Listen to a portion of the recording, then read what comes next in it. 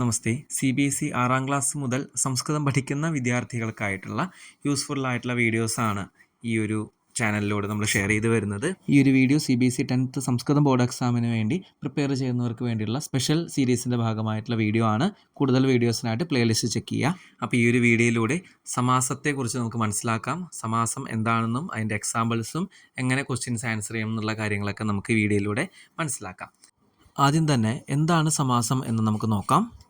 സമാസഃ ഇത്യുക്തേ ഏകപദീകരണം. സമാസം എന്ന് വെച്ചാൽ ഏകപദീകരണമാണ്, ഒറ്റ വാക്കിലേക്ക് ചുരുക്കുന്നതിനാണ് സമാസം എന്ന് പറയുന്നത്. അർത്ഥാത് ദ്വയോഹു പദയോഹു അഥവാ ബഹൂനാം പദാനാം വാ ഏകപദീകരണം സമാസഃ ഇതി കഥ്യത്തെ. അതായത് രണ്ട് പദങ്ങളെയോ രണ്ടിൽ കൂടുതൽ പദങ്ങളെയോ ഒറ്റ വാക്കിലേക്ക് ചുരുക്കുന്നതിനാണ് സമാസം എന്ന് പറയുന്നത്. അപ്പോൾ ഇവിടെ ഒരു എക്സാമ്പിൾ കൊടുത്തിട്ടുണ്ട്. ദേശസ്യ സേവകഃ, രണ്ട് പദങ്ങളുണ്ട്, ഒറ്റ വാക്കിലേക്ക് ആക്കുമ്പോൾ സമാസം ചെയ്യുമ്പോൾ ദേശസേവകഃ എന്നുള്ള പദം നമുക്ക് കിട്ടി. ശ്രീകൃഷ്ണഃ ച ഭീമഃ ച അർജുനഃ ച എന്നുള്ള പദങ്ങൾ ഒറ്റ വാക്കിലേക്ക് ആക്കുമ്പോൾ എങ്ങനെ ആക്കും? ശ്രീകൃഷ്ണ ഭീമാർജുനാഹ എന്നുള്ള പദത്തിലേക്കാണ് നമ്മൾ ആക്കുക. ഏകപദീകരണം എന്നാണ് സമാസത്തെ പറയുന്നത്. അപ്പോൾ എക്സാമിൽ നമുക്ക് ഏകപദീകരണം ചെയ്യാനും അതായത് സമാസം ചെയ്യാനും സമാസത്തിലുള്ള വാക്കുകളെ ഒറ്റ വാക്കിലെ നമ്മളത് വിഗ്രഹം ചെയ്യാനും സെപ്പറേറ്റ് ആയിട്ട് എഴുതുന്നതിനും നമുക്ക് ക്വസ്റ്റ്യൻസ് വരും. അപ്പോൾ വിഗ്രഹം സമാസം ചലിഖത എന്ന രീതിയിലാണ് വരിക. രണ്ടിൽ കൂടുതൽ പദങ്ങളെ നമ്മൾ പറയുന്നതാണ് വിഗ്രഹവാക്യമെന്ന്.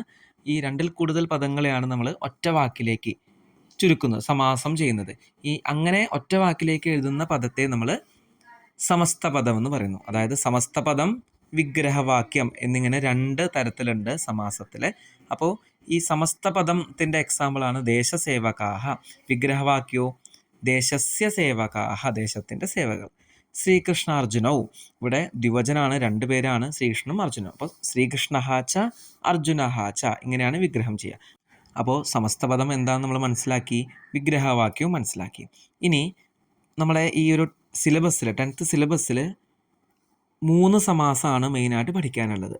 അതിലൊന്ന് തത്പുരുഷ സമാസഃ, 2 ദ്വന്ദ്വ സമാസഃ, 3 അവ്യയീഭാവ സമാസഃ. പക്ഷേ ഇത് കൂടാതെ നമ്മളൊരു സമാസം കൂടി എക്സ്ട്രാ പഠിക്കുന്നുണ്ട്. അത് ബഹുവ്രീഹി സമാസമാണ്. കാരണം അതിൽ നിന്നും ചോദ്യങ്ങൾ കാണാറുണ്ട്. അപ്പോൾ നമ്മൾ റിസ്ക് എടുക്കേണ്ട, ഈ 4 സമാസവും പഠിക്കാം, എളുപ്പമാണ്. അതിൽ ഒന്നാമത്തെ സമാസമാണ് തത്പുരുഷ സമാസഃ അഥവാ വിഭക്തി. ഈ വിഭക്തിനെ ആസ്പദമാക്കിയിട്ടുള്ള സമാസമാണ് തത്പുരുഷ സമാസം. ഇതിൻ്റെ ഉത്തരം നമുക്ക് ചെയ്യണമെങ്കിൽ വിഭക്തിയുടെ അർത്ഥങ്ങൾ മനസ്സിലാക്കണം. വിഭക്തിയുടെ അർത്ഥങ്ങൾ അറിയാത്തവർക്കായിട്ട് ഒരു വീഡിയോ ഇവിടെ ഐ ബട്ടണിൽ കാണാം. അത് ക്ലിക്ക് ചെയ്ത് നിങ്ങൾ വീഡിയോ കാണുക, മനസ്സിലാക്കുക, പഠിക്കുക. അപ്പോൾ തത്പുരുഷ സമാസം മനസ്സിലാക്കണമെങ്കിൽ ഇവിടെ പൂർവ്വപദം ഉത്തരപദം എന്നിങ്ങനെ 2 തരത്തിലുണ്ട്. പൂർവ്വപദം എന്ന് പറയുമ്പോൾ ആദ്യത്തെ പദമാണ് പൂർവ്വപദം, ഉത്തരപദം എന്ന് വെച്ചാൽ രണ്ടാമത്തെ പദം. അപ്പോൾ ദേശഃ എന്ന് പറയുന്നത് പൂർവ്വപദം, സേവകഃ എന്ന് പറയുന്നത് ഉത്തരപദം. ഇവിടെ പൂർവ്വപദത്തിലാണ് നമ്മൾ മാറ്റങ്ങൾ ചെയ്യുക. അതായത് സമാസത്തിലേക്ക് ചേഞ്ച് ചെയ്യുമ്പോൾ പൂർവ്വപദത്തിനെയാണ് നമ്മൾ മാറ്റുക, ഉത്തരപദത്തിന് ഒരു മാറ്റവും നമ്മൾ വരുത്തില്ല. ഇപ്പോൾ പൂർവ്വപദത്തിലാണ് നമ്മൾ മാറ്റങ്ങൾ വരുത്തുക. രണ്ടാമത്തെ പോയിന്റ് എന്താണ്? ഉത്തരപദേ കിമപി പരിവർത്തനം ന കരണീയം. ഉത്തരപദത്തിൽ നമ്മളൊരു ചേഞ്ചും വരുത്താൻ പാടില്ല, ശ്രദ്ധിക്കുക. ഇവിടെ ഒരു ടേബിൾ കൊടുത്തിട്ടുണ്ട്. ഓരോ വിഭക്തിയും വിഭക്തി അനുസരിച്ചുള്ള വിഗ്രഹവാക്യവും സമാസവും. ദ്വിതീയ വിഭക്തിയുടെ ദ്വിതീയ തത്പുരുഷ എന്ന് തന്നെയാണ് പറയുക. അപ്പോൾ അതിൻ്റെ ഒരു വിഗ്രഹം ഗ്രാമം ഗതഃ എന്നാണ്. അപ്പോൾ ഗ്രാമഗതഃ, ഹസ്തേന നിർമ്മിതം, തൃതീയയിൽ ഹസ്തനിർമ്മിതം, ഹസ്തം കൊണ്ട് നിർമ്മിച്ചത്. ചതുർത്ഥി തത്പുരുഷ ഭോജനായ വസ്തൂനി, ഭോജനത്തിന് വേണ്ടിയുള്ള വസ്തുക്കൾ, ഭോജന വസ്തൂനി. സിംഹാദ്ഭീതഃ സിംഹഭീതഃ, മാനവസ്യ ശക്തി മാനവശക്തി, പഠനേ സമർത്ഥഃ പഠന സമർത്ഥഃ. അപ്പോൾ ഇവിടെ ഓരോ വിഭക്തി അർത്ഥങ്ങൾ അനുസരിച്ചാണ് ഈ ഒരു തത്പുരുഷ മാസത്തിൽ ഫസ്റ്റത്തെ ഭേദം, അതിൻ്റെ ഫസ്റ്റത്തെ ആ ഒരു രീതി നമ്മൾ ഈ ഒരു വിഭക്തി അനുസരിച്ച്, വിഭക്തി മീനിങ് അനുസരിച്ചാണ് നമ്മൾ എളുപ്പം ചെയ്യാൻ സാധിക്കുക. അടുത്തത് നിയമാനുസാരം എന്നുള്ള രീതിയിൽ രണ്ടാമത്തെ ഒരു രീതിയുണ്ട്. ഇവിടെ കുറച്ച് പദങ്ങൾ കൊടുത്തിട്ടുണ്ട്. ശ്രുത, അതീത, പതിത, ഗത, ആഗത, ആപന്ന. ഈ ശബ്ദങ്ങൾ ഉത്തരപദത്തിൽ വന്നു കഴിഞ്ഞാൽ, സെക്കൻഡായിട്ട് രണ്ടാമതായിട്ട് വന്നു കഴിഞ്ഞാൽ പൂർവ്വപദം എന്തായിട്ട് മാറും? ദ്വിതീയ വിഭക്തിയിലാണ് നമ്മൾ ഉപയോഗിക്കേണ്ടത്. ഇപ്പോൾ ഫോർ എക്സാമ്പിൾ കൃഷ്ണ ശ്രുതഃ, കൃഷ്ണം ശ്രുതഃ എന്നാണ് നമ്മൾ വിഗ്രഹിക്കേണ്ടത്. അപ്പോൾ ശ്രുതഃ എന്നുള്ള വാക്ക് വന്ന കാരണം പൂർവ്വപദം ആയിട്ടുള്ള കൃഷ്ണ എന്നുള്ള പദം നമ്മൾ ദ്വിതീയ വിഭക്തിയിൽ കൃഷ്ണം എന്നാണ് ഉപയോഗിക്കേണ്ടത്. ദുഃഖാതീതഃ, ദുഃഖം അതീതഃ. കൂപപതിതഃ, കൂപം പതിതഃ. ഗ്രാമഗതഃ, ഗ്രാമം ഗതഃ. ശരണാഗത, ശരണം ആഗത. സങ്കടാപന്നഃ, സങ്കടം ആപന്നഃ. അപ്പോൾ ഈ പദങ്ങൾ ഏതൊക്കെയാണെന്നുള്ളത് ബൈഹാർട്ട് ചെയ്താൽ മാത്രമേ നമുക്ക് ഈ സമാസം നമുക്ക് ആൻസർ ചെയ്യാൻ സാധിക്കുള്ളൂ. ഇതേപോലെ തൃതീയ വിഭക്തി അനുസരിച്ചുള്ള തൃതീയ തത്പുരുഷ സമാസ, പൂർവ്വ, സദൃശ, സമമിശ്രിത മുതലായ വേർഡ്സ് വരുമ്പോൾ പൂർവ്വപദത്തിൽ നമ്മൾ തൃതീയ വിഭക്തി യൂസ് ചെയ്യണം. മാസപൂർവ, മാസേന പൂർവ, മാതൃസദൃശ, മാത്രാസദൃശ, പിതൃസമഃ, പിത്രാസമഃ, വസ്തുമിശ്രിത, വസ്തുഭിः മിശ്രിത എന്നിങ്ങനെയാണ് ചെയ്യേണ്ടത്. പൂർവ്വ, സദൃശ, സമമിശ്രിത പദങ്ങൾ വന്ന തൃതീയ. അടുത്ത ചതുർത്ഥി വിഭക്തി. അർത്ഥ, ഹിത, സുഖ, ബലി മുതലായ പദങ്ങൾ വന്നു കഴിഞ്ഞാൽ ചതുർത്ഥി തത്പുരുഷനാണ് ഉപയോഗിക്കേണ്ടത്. അപ്പോൾ സുഖാർത്ഥം, സുഖായ അർത്ഥം, ലോകഹിതം, ലോകായ ഹിതം, പിതൃസുഖം, പിത്രേ സുഖം, പിതൃശബ്ദത്തിലെ ചതുർത്ഥി പിത്രേ എന്നാണ്, അതാണ് പിത്രേ സുഖം എന്ന് കിട്ടിയത്. ഭൂതബലിഹി, ഭൂതായ ബലിഹി എന്നിങ്ങനെയാണ് ചെയ്യേണ്ടത്. അടുത്തത് പഞ്ചമി തത്പുരുഷ. ഇതിൽ മുക്ത, പതിത, ഭയ, ഭീതി, ഭീത, ഭീ ശബ്ദങ്ങൾ വരുമ്പോൾ പഞ്ചമി വിഭക്തി പൂർവ്വ പദത്തിൽ ഉപയോഗിക്കണം. ഇപ്പോൾ ഭയമുക്ത, മുക്ത എന്നുള്ള പദം മുക്തനായി എന്നുള്ള അർത്ഥത്തിലാണ്. അപ്പോൾ ഭയാത് മുക്ത പഞ്ചമി യൂസ് ചെയ്തു. വൃക്ഷപതിത, പതി എന്ന് വെച്ചാൽ വീണത് എന്നുള്ള അർത്ഥം. വൃക്ഷാത് പതിത. സിംഹഭയം, സിംഹാത് ഭയം. ഇവിടെ നോട്ട് ചെയ്യേണ്ട ഒരു കാര്യം, ഭയം, ഭീതി, ഭീത, ഭീ ശബ്ദങ്ങളൊക്കെ എല്ലാം ഒറ്റ അർത്ഥം തന്നെയാണ്, പേടി എന്ന അർത്ഥം. അപ്പോൾ പേടിയായിട്ട് ബന്ധപ്പെട്ട ഏതൊരു വാക്ക് വന്നാലും പൂർവ്വപദം പഞ്ചമി വിഭക്തി ഉപയോഗിക്കാം. അടുത്തത് ഷഷ്ടി. ഷഷ്ടി വിഭക്തിയിൽ പരസ്പര സംബന്ധമാണ്, പരസ്പരം ബന്ധം വന്നു കഴിഞ്ഞാൽ ഷഷ്ടി വിഭക്തി. ജീവനരക്ഷ, ജീവനസ്യ രക്ഷ, രാജ്ഞഃ പുരുഷഃ, രാജപുരുഷഃ, ദേശസ്യ സേവകാഃ, ദേശസേവകാഃ ഇങ്ങനെയാണ് ചെയ്യേണ്ടത്. സപ്തമി തത്പുരുഷനിലോ കുശല, നിപുണ, പ്രവീണ, സമർത്ഥ മുതലായ പദങ്ങൾ വന്നു കഴിഞ്ഞാൽ സപ്തമി തത്പുരുഷഃ. ഇവിടെ പഠനകുശലഃ, പഠനേ കുശലഃ, ശാസ്ത്രനിപുണഃ, ശാസ്ത്രേ നിപുണഃ. ശ്രദ്ധിക്കേണ്ട കാര്യം, കുശല, നിപുണ, പ്രവീണ, സമർത്ഥ മുതലായ പദങ്ങൾക്കൊക്കെ ഒരേ അർത്ഥം തന്നെയാണ്. സമർത്ഥൻ, പ്രവീണൻ, നിപുണൻ, ആ ഒരു കാര്യത്തിൽ പഠിക്കുന്ന കാര്യത്തിൽ നിപുണൻ എന്ന് വെച്ചാൽ പഠനേ നിപുണ, പഠന നിപുണ എന്നിങ്ങനെയാണ് ഉപയോഗിക്കേണ്ടത്. അപ്പോൾ നമ്മൾ തത്പുരുഷ സമാസം കംപ്ലീറ്റ് ആയിട്ടുണ്ട്. കുറച്ച് എക്സാമ്പിൾസ് നോക്കാം. വായുമണ്ഡലം, ഭൃശം ദൂഷിതം. അപ്പോൾ വായോഹോ മണ്ഡലം, വായുവിൻ്റെ മണ്ഡലം എന്നുള്ള അർത്ഥത്തിൽ. അടുത്ത എക്സാമ്പിൾ മഹാനഗര മധ്യേ. ഇവിടെ മഹാനഗരത്തിൻ്റെ മധ്യത്തിൽ എന്നുള്ള പറയുമ്പോൾ മഹാനഗരാണാം മധ്യേ, ഒരു നഗരമല്ല ഒരുപാട് നഗരമായതുകൊണ്ടാണ് മഹാനഗരാണാം എന്നുള്ളത് യൂസ് ചെയ്ത്. ഇനി അടുത്തത് ജനഗ്രസനം എന്നുള്ള വാക്ക്. അപ്പോൾ ജനാനാം ഗ്രസനം എന്നിങ്ങനെയാണ് നമ്മളത് ഉപയോഗിക്കേണ്ടത്. അപ്പോൾ തത്പുരുഷ സമാസം കംപ്ലീറ്റ് ആയിട്ടുണ്ട്. അടുത്തത് ബഹുവ്രീഹി സമാസമാണ്. നമ്മുടെ സിലബസിലില്ലാത്ത ഒരു സമാസമാണ്, പക്ഷേ അതിൽ നിന്നും ചോദ്യങ്ങൾ വരാൻ സാധ്യതയുള്ള കാരണമാണ് നമ്മൾ ആ സമാസം കൂടി പഠിക്കാൻ പറയുന്നത്. രണ്ട് തരത്തിലാണ് ബഹുവ്രീഹി സമാസം. സാമാന്യ ബഹുവ്രീഹി, വ്യധികരണ ബഹുവ്രീഹി. ഇതിലെ ഫസ്റ്റ് വൺ സാമാന്യ ബഹുവ്രീഹി. പൂർവപദേ ഉത്തരപദേ ച സമാന ലിംഗ വിഭക്തി വചനാനി ഭവന്തി. അപ്പോൾ പൂർവപദത്തിലും ഉത്തരപദത്തിലും വിഭക്തിയും വചനവും ലിംഗവും എല്ലാം ഒരേപോലെ ഇരിക്കുന്നതാണ് സാമാന്യ ബഹുവ്രീഹി. ഉദാഹരണം നോക്കാം.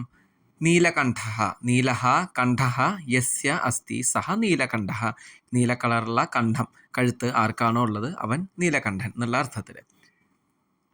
അതിൻ്റെ ഉദാഹരണങ്ങൾ കുറച്ച് കൊടുത്തിട്ടുണ്ട്. കൃതഭോജനഃ, കൃതം ഭോജനം യേന സഹ. അതുപോലെ പതിത പർണഃ, പതിതാനി പർണാനി യേന സഹ.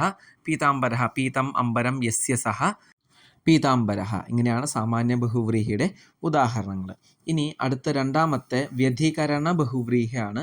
വ്യധികരണ ബഹുവ്രീഹിയിൽ പൂർവപദേ ഉത്തരപദേ ച സമാന ലിംഗ വിഭക്തി വചനാനി ന ഭവന്തി. വ്യധികരണ ബഹുവ്രീഹിയുടെ റൂൾ എന്താണെന്ന് വെച്ചാൽ പൂർവപദത്തിലും ഉത്തരപദത്തിലും ഒരേപോലെയുള്ള ലിംഗ വിഭക്തി വചനം പദങ്ങളൊന്നും ഉണ്ടാവില്ല. നേരത്തേൽ ഉണ്ടാവും എന്നാണ്, ഇവിടെ ഉണ്ടാവില്ല എന്നാണ്. ഉദാഹരണം നോക്കാം. വിഷകണ്ഠഃ. ഇതിൽ വിഷം കണ്ഠേ യസ്യ സഹ വിഷകണ്ഠഃ. വിഷം കണ്ഠത്തിൽ ആർക്കാണോ ഉള്ളത് അവൻ വിഷകണ്ഠഃ. അപ്പോൾ വിഷം എന്ന് പറയുന്നത് നപുംസലിംഗാണ്, കണ്ഠേ എന്ന് പറയുന്നത് പുല്ലിംഗാണ്. അപ്പോൾ അതുകൊണ്ടാണ് സമാന ലിംഗ വിഭക്തി വചനങ്ങൾ ഇല്ല എന്ന് പറയുന്നത്. ഉദാഹരണം നോക്കാം. ഹൃദയം ഗൃഹ്ണാതി യഹ സഹ ഹൃദയഗ്രാഹി. നിരനുക്രോശഃ. അപ്പോൾ നിരനുക്രോശ എന്നുള്ളതിൻ്റെ ഉത്തരം ഏതാണ്? നിർഗതഃ അനുക്രോശയാണ് നിരനുക്രോശഃ. അകാരണദ്വേഷി തദ് മനഃ യസ്യ സഹ അകാരണദ്വേഷി മനഃ. ഇങ്ങനെയാണ് ബഹുവ്രീഹി സമാസത്തിലെ ക്വസ്റ്റ്യൻസ് വരിക. അത് ശ്രദ്ധിച്ച് ആൻസർ ചെയ്യുക. അടുത്ത സമാസമാണ് അവ്യയീഭാവ സമാസഃ. അപ്പോൾ പേര് പോലെ തന്നെ അവ്യയങ്ങളാണ് ഇവിടെ പ്രധാനമായും വരിക. അത് പൂർവ്വപദം എന്തായിരിക്കും? അവ്യയം തന്നെയായിരിക്കും.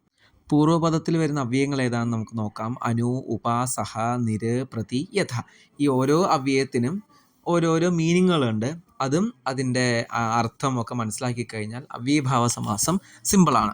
ടേബിൾ നോക്കൂ. ഈ ടേബിൾ ഒന്ന് എഴുതിയെടുത്ത് പഠിച്ചിരിക്കുന്നത് നന്നായിരിക്കും. ബൈ ഹാർട്ട് തന്നെയാണ് ഏറ്റവും ഉത്തമം. അവ്യയപദം അനു എന്ന് പറഞ്ഞ അവ്യയപദത്തിൻ്റെ അർത്ഥം വരുന്നത് യോഗ്യം, പശ്ചാത് എന്നിങ്ങനെയാണ്. അപ്പോൾ യോഗ്യം എന്നുള്ള അർത്ഥത്തിലും പശ്ചാത്ത് എന്നുള്ള അർത്ഥത്തിലും ഉപയോഗിക്കും. അപ്പോൾ അനുരൂപം എന്ന് വെച്ചാൽ രൂപത്തിന് ചേർന്നത്. അനുരഥം എന്ന് വെച്ചാൽ രഥത്തിന് പിന്നിൽ എന്നുള്ള അർത്ഥത്തിലാണ്. രഥസ്യ പശ്ചാത്ത് എന്നുള്ള അർത്ഥത്തിലും ഉപയോഗിക്കും. അപ്പോൾ അനു എന്നുള്ളതിന് 2 യൂസേജാണുള്ളത്. അടുത്തത് ഉപ. ഉപ എന്ന് പറയുമ്പോൾ സമീപം, സാമീപ്യ അർത്ഥത്തിലാണ് ഉപയോഗിക്കുക. ഉപവൃക്ഷം, വൃക്ഷത്തിൻ്റെ അടുത്ത്, വൃക്ഷസ്യ സമീപം എന്നുള്ള അർത്ഥത്തിൽ. സഹ എന്നുള്ള അവ്യയവും സഹിതം, കൂടെ, വിത്ത് എന്നുള്ള അർത്ഥത്തിലാണ്. അപ്പോൾ സവിനയം, അപ്പോൾ വിത്ത് റെസ്പെക്റ്റ്, വിനയത്തോടു കൂടി എന്നുള്ള അർത്ഥത്തിലാണ്. അടുത്തത് നിര്. ഈ അവ്യയം നമ്മൾ അഭാവാർത്ഥത്തിലാണ് ഉപയോഗിക്കുക. ഇല്ലായ്മ, ആബ്സെൻസ്. ഇപ്പോൾ നിർമക്ഷികം എന്ന് പറഞ്ഞാൽ മക്ഷികാണം അഭാവ, ഈച്ചകളുടെ അഭാവം. അടുത്തത് യഥ എന്ന് പറഞ്ഞ അവ്യയമാണ്. അതിൻ്റെ അർത്ഥം അനതിക്രമ്യ. അതിക്രമ്യ എന്ന് പറഞ്ഞാൽ അതിനെ ക്രോസ് ചെയ്യുക എന്നുള്ള അർത്ഥത്തിലാണ്, വയലേറ്റ് ചെയ്യുക എന്നുള്ള അർത്ഥത്തിലാണ്. അനതിക്രമ്യ എന്ന് വെച്ചാൽ അതിനെ വയലേറ്റ് ചെയ്യാതിരിക്കുക അല്ലെങ്കിൽ ക്രോസ് ചെയ്യാതിരിക്കുക, വിത്തിൻ ലിമിറ്റ്സ് എന്നുള്ള അർത്ഥത്തിലാണ്. അപ്പോൾ യഥാശക്തി എന്ന് വെച്ചാൽ ആ ശക്തിയുടെ ലിമിറ്റിൽ ഉൾക്കൊണ്ട്. ശക്തിയും അനതിക്രമ്യ. പ്രതി എന്ന് വെച്ചാൽ ആവൃത്തി അർത്ഥത്തിലാണ്, റിപ്പീറ്റേഷനാണ് യൂസ് ചെയ്യുക. പ്രതിഗ്രഹം, ഗൃഹം, ഗൃഹം, പ്രതി, വീണ്ടും വീണ്ടും എന്നുള്ള അർത്ഥത്തിലാണ് പ്രതി എന്നുള്ള അവ്യയം യൂസ് ചെയ്യുക. അപ്പോൾ നമ്മൾ ഓരോ അവ്യയങ്ങളും പഠിച്ചു, അതിൻ്റെ മീനിങ് പഠിച്ചു. നമുക്ക് എക്സാമ്പിൾസ് നോക്കാം. കുത്സിത വസ്തു മിശ്രിതം സമലം. സമലം എന്ന് വെച്ചാൽ മലേന സഹിതം, കൂടെ എന്നുള്ള അർത്ഥം. ഉപഗ്രാമം, ഗ്രാമസ്യ സമീപം. ഉപ എന്ന് വെച്ചാൽ സമീപം എന്നാണ് അർത്ഥം. നിർജ്ജനം, ജനാനാം അഭാവഃ. അനുരഥം 2 അർത്ഥത്തിൽ പറയുന്നുണ്ടെന്ന് പഠിച്ചു. പശ്ചാത്ത് എന്നുള്ള അർത്ഥത്തിലും അതേപോലെ വേറൊരു അർത്ഥം നമ്മൾ പഠിച്ചിട്ടുണ്ട്. അപ്പോൾ ഇവിടെ പശ്ചാത്ത് എന്നുള്ള അർത്ഥത്തിലാണ് ഉപയോഗിക്കുക. ഗൃഹം, ഗൃഹം പ്രതി, പ്രതിഗ്രഹം. യഥാശക്തിം, ശക്തിം അനതിക്രമ്യ. ഇത്തരത്തിലാണ് ഈ അവ്യയഭാവ സമാസം നമ്മൾ ആൻസർ ചെയ്യേണ്ടത്. ഇനി നമുക്ക് പഠിക്കാനുള്ളതിൽ ലാസ്റ്റത്തെ സമാസമാണ് ദ്വന്ദ്വ സമാസ. കേവലം ഇതരേതര ദ്വന്ദ്വ സമാസം മാത്രമേ നമുക്ക് പഠിക്കാനുള്ളൂ. ഇതരേതര ദ്വന്ദ്വ സമാസത്തിൽ പദദ്വയമോ അല്ലെങ്കിൽ ഒരുപാട് പദങ്ങളോ ഉണ്ടാവാം. അങ്ങനെ ഉണ്ടാവുമ്പോൾ എല്ലാ പദങ്ങളും സർവാണി പദാനി പ്രഥമാ വിഭക്തോ ഭവന്തി, എല്ലാം പ്രഥമാ വിഭക്തിയിലാണ് ഉണ്ടാവുക. അതേപോലെ ഓരോ പദത്തിനെയും കൂട്ടി യോജിപ്പിക്കാനായിട്ട് ച എന്നുള്ള ആ ഒരു അവ്യയവും ഉണ്ടാവും. ഉദാഹരണം രാമഹ ച കൃഷ്ണഹ ച, ഭീമഹ ച കൃഷ്ണഹ ച അർജുനഹ ച. രാമഹ ച കൃഷ്ണഹ ച എന്ന് പറയുമ്പോൾ രാമകൃഷ്ണവും 2 പേരുള്ള കാരണം ദ്വിവചനം യൂസ് ചെയ്യണം. ഭീമഹ ച കൃഷ്ണഹ ച അർജുനഹ ച, ഇവിടെ ബഹുവചനാണ്. ഇനി അർജുനഹ എന്നുള്ളതിൻ്റെ ബഹുവചനം എന്താണ്? അർജുനാഹ. അപ്പം ഭീമ കൃഷ്ണ അർജുനാഹ. മാതാച്ച പിതാച്ച, പിതാ എന്നുള്ളത് ദ്വിവചനത്തിലെ പിതരൗ എന്നാണ് വരേണ്ടത്. അപ്പോൾ മാതാ പിതരൗ. ബാലികാഹ ച ബാലകാഹ ച, ബാലികാ ബാലകാഹ അങ്ങനെയാണ് വരിക. ഇവിടെ ബാലകാഹ എന്ന് വരാൻ കാരണം എന്താണ്? ബാലകാഹ എന്ന് ഓൾറെഡി കൊടുത്തിട്ടുള്ള കാരണമാണ് ബാലകാഹ എന്നുള്ള പദം യൂസ് ചെയ്തത്. ഇനി കുറച്ച് മോഡൽ ക്വസ്റ്റ്യൻസ് നോക്കാം. ലതാ തരു ഗുൽമാഹ, ലതാഹ ച തരവഹ ച ഗുൽമാഹ ച. വ്യാഘ്രഹ ച ശൃഗാലഹ ച, വ്യാഘ്ര ശൃഗാലൗ എന്നാണ് വരേണ്ടത്. ലവ കുശൗ എന്ന് പറയുമ്പോഴോ ലവഹ ച കുശഹ ച. അടുത്തത് രാമസീതേ, ആശ്രമേ അവസതാം.